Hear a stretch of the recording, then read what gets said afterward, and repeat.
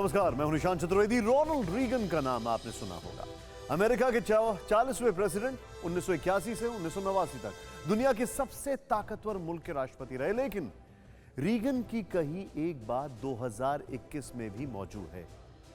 80 के दशक में जब अमेरिका और पूर्व सोवियत संघ के बीच एटमी जखीरे को कम करने की बातचीत चल रही थी, तब अमेरिका में इस सवाल पर तीखी बहस चल रही थी कि क्या सोवियत संघ के कम्युनिस्ट नेताओं पर भरोसा किया जा सकता है। इस सवाल के जवाब में रीगन ने कहा था, ट्रस्ट बट वेरीफाई, यानी विश्वास करो लेकिन इस बात की पड़ताल भी करो कि जो कहा गया है वो कितना सच है।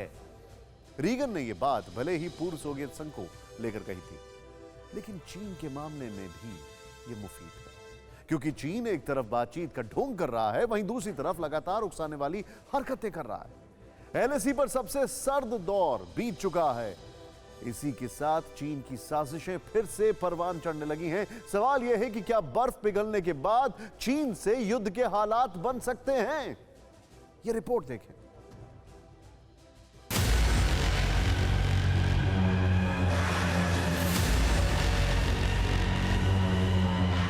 फौज की बख्तरबंद गाड़ियों की कतार,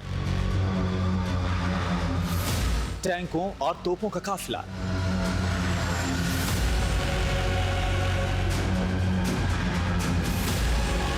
और बेवजह बेहिसाब बारूद बरसाते चीनी।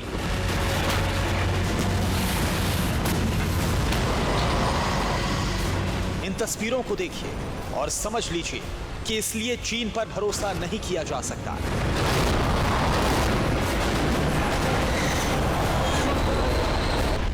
और यही वजह है कि चीन की करतूतों को नजरअंदाज नहीं किया जा सकता। इसलिए चीनियों की बातचीत सिर्फ वक्त गुजारने के ढोंग से ज्यादा कुछ नहीं।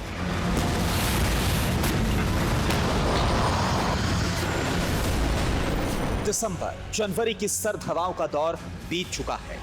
फरवरी की गुनगुनी धूप खिल चुकी है। इसलिए माओ के वारिसों ने अपने बारूदी जखीरे से टेंट तिरपाल हटाना शुरू कर दिया।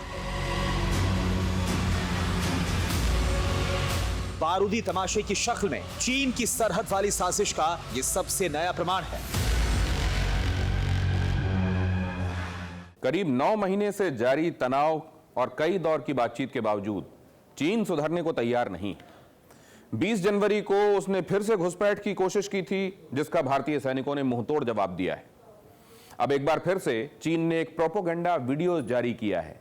इस वीडियो में क्या है, आइए विस्तार से समझते हैं। 2.25 मिनट की इस वीडियो में बड़े लेवल पर बॉर्डर के पास बिल्डअप दिखाया गया है। टैंकों के अलावा ट्रक और सैनिक भी कतार में दिखाई दे रहे हैं।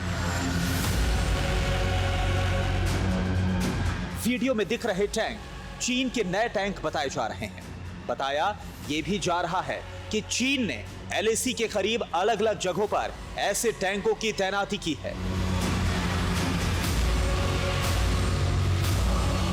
दावा किया जा रहा है कि चीन ने यह ड्रिल जनवरी के आखिर में की थी। खास बात यह है कि चीन की एक्सरसाइज तिब्बत के रुतोंग में हुई, जो एलएसी पर फिंगर 4 से साउथ ईस्ट में 107 किलोमीटर के फासले पर है।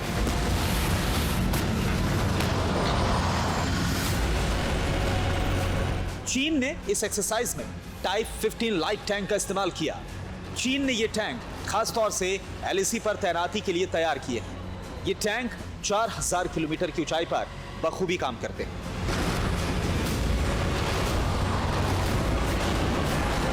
यूं तो चीन हमारी सरहद के करीब इस तरह के तमाशे दिखाता रहता है।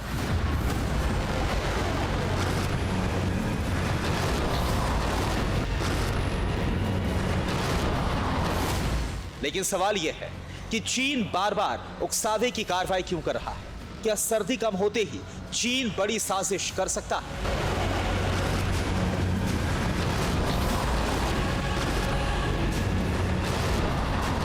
यह सवाल इसलिए क्योंकि एक तरफ जिनपिंग के शागिर्द बातचीत का ढोंग कर रहे हैं, वहीं माओ के वारिसों की कायराना करतूतें भी जारी।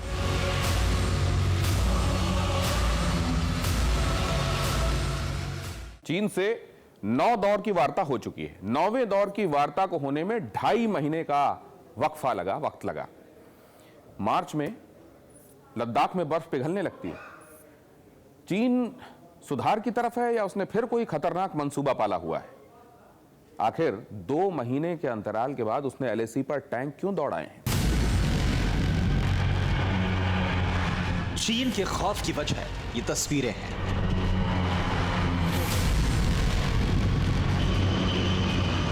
बाज की रफ्तार, शेर का अंदाज, हिंदुस्तान की परवाज, Tejas, Sukhoi, C-17 globe master,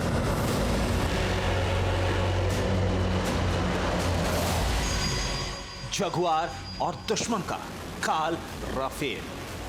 Bengaluru के आसमान में जैसे ही हमारे जाबाजों ने आसमान को चूमा, चीन और पाकिस्तान जैसे दुश्मनों का दिल दहल उठा।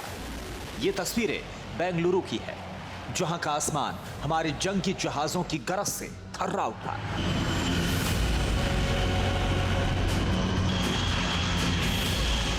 ये तो महज ट्रेलर था, अभी तो हिंदुस्तान की हवाई ताकत की असली पिक्चर बाकी है। देश के सबसे बड़े एयर शो एरो इंडिया 2021 3 दिन तक चलेगा।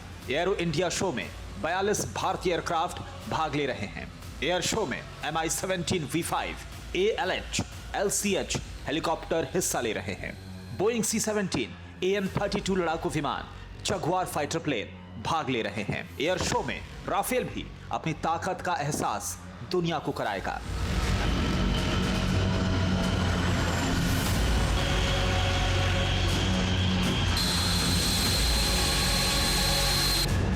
हर 2 साल में होने वाले देश के सबसे बड़े एयर शो में दुनिया आत्मनिर्भर भारत का दम देखेगी। हिंदुस्तान के स्वदेशी हथियार, फाइटर जेट्स और मिसाइलों की ताकत देखेगी।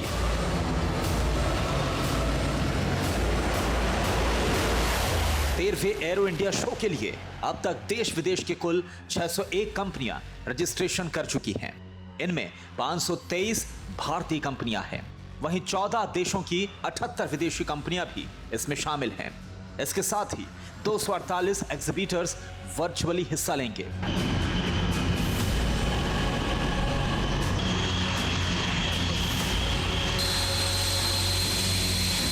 पांच फरवरी तक चलने वाले इस एयर शो का सबसे अहम हिस्सा तेजस है। स्वदेशी लड़ाकू विमान तेजस की ताकत का एहसास किसे नहीं है, लेकिन अब यह विमान और भी घातक होगा। दुश्मनों पर इसका प्रहार अचूक होगा।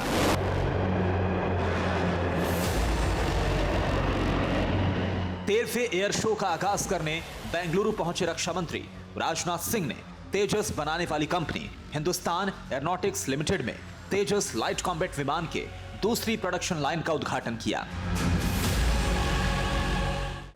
एचएएल एरोनॉटिक्स की दुनिया की एक मानी जानी कंपनी है। एचएएल का नाम केवल लोग भारत में ही नहीं जानते हैं, बल्कि दुनिया के दूसरे देशों में जाइए, वहां पर भी लोग एचएएल से अच्छी तरह परिचित हैं। यानी इसकी एक क्रेडिबिलिटी है, एक इसकी साख है सारी दुनिया में। आज उसी हिंदुस्तान एरोनॉटिक्स लिमिटेड के नए तेजस प्लांट का उद्घाटन करते हुए मुझे बेहद खुशी हो रही है।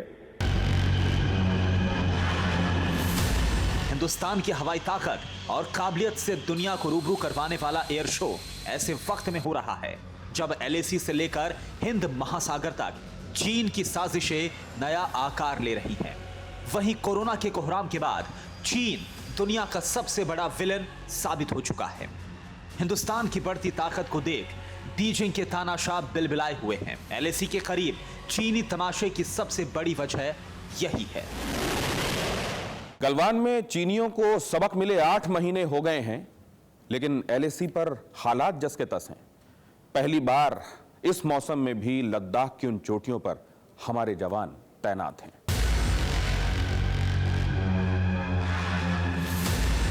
ड्रैगन की नस्लों को पहली बार एहसास हो चुका है कि वो दौर बीत चुका है जब चीनियों की चहलकदमी को नजरअंदाज कर दिया जाता था। इसलिए हाल ही में TV9 भारतवर्ष कॉन्क्लेव में रक्षा मंत्री राजनाथ सिंह ने चीन को क्लियर मैसेज दे दिया था। भारत अपनी सीमा की सुरक्षा करने के लिए पूरी तरह से तैयार है। वैसे आत्मनिर्भरता की तरफ, देश की सुरक्षा को लेकर हम तेजी से आगे बढ़ रहे हैं। आपने देखा कि अभी हाल फिलहाल जो हमने कुछ डिसीजंस लिए हैं कि हमने 101 ऐसे डिफेंस इक्विपमेंट्स के बारे में डिसीजन लिया है कि अब दुनिया के दूसरे देशों से हम उसे इंपोर्ट नहीं करेंगे। हम डिफेंस के मामले में भारत को एक इंपोर्टिंग कंट्री बनाकर नहीं रखना चाहते, बल्कि भारत को हम एक्सपोर्टिंग कंट्री के रूप में खड़ा करना चाहते हैं।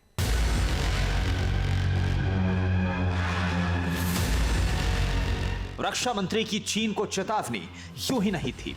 सरहद पर भले ही खामोशी हो, लेकिन आक्रोश की आग धीमी नहीं हुई है। इसलिए लद्दाख से लेकर अरुणाचल तक की सरहदों पर हमारे जाबाज मुस्तैद हैं। लेकिन सवाल यह है कि बर्फ पिघलने के बाद क्या चीन फिर कोई कायराना करतूत कर सकता है? वो हिंदुस्तान को दबाना चाहता है और इसीलिए उसने लाइन ऑफ एक्चुअल कंट्रोल के ऊपर अपनी फौजें इकट्ठी करी हैं। ये एक प्रेशर टैक्टिक्स है, लेकिन ये भी हो सकता है कि जब बर्फ पिघल जाए और गर्मियों का समय आ जाए तो चाइना कुछ उकसावे की कार्रवाई और करे या कुछ line of control, actual control के ऊपर ऐसी कार्रवाई करे जिससे हिंदुस्तान की परेशानियां बढ़ें। हाल ही में TV9 भारतवर्ष की टीम ने लद्दाख से लेकर अरुणाचल तक फ्रंटलाइन पोस्ट का दौरा किया था। TV9 भारतवर्ष संवाददाता सुमित चौधरी चुशूल इलाके में गए, फिर उत्तराखंड से लगती सीमा पर जाबाजों का हौसला और उनकी तैयारी देखी, और फिर सिक्किम में 17,000 फीट की सबसे फॉरवर्ड पोस्ट पर जवानों से मिले। हर जगह हमारे जवानों का हौसला अंतरिक्ष की ऊंचाई से भी बुलंद है।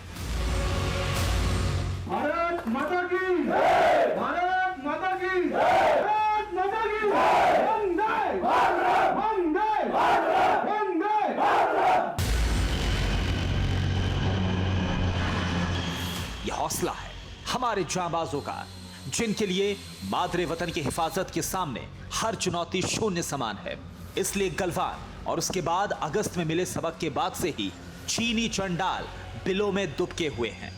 इसलिए भरोसा रखिए कि चीनी जितनी भी उछल कूद मचा लें, अगर हमारी सरहद की तरफ कोई भी हरकत होती है तो माओ के वारिसों की विस्तारवादी सोच का हमेशा के लिए अंत तय है। Bureau report, TV9 Bharatvarsh.